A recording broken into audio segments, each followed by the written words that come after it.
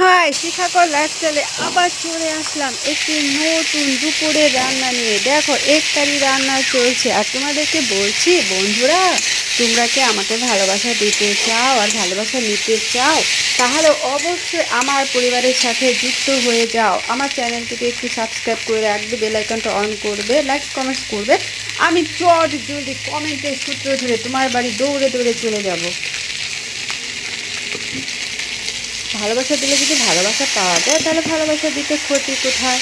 প্রত্যেকে প্রত্যেকের পাশে থাকো, আর যে কোনো প্ল্যাটফর্মে হিংসে করে কখনো কেউ উপরের লেভেলে উঠতে পারবে না। সবাই সবার পাশে থাকো, বেশি বেশি ভালোবাসা দাও।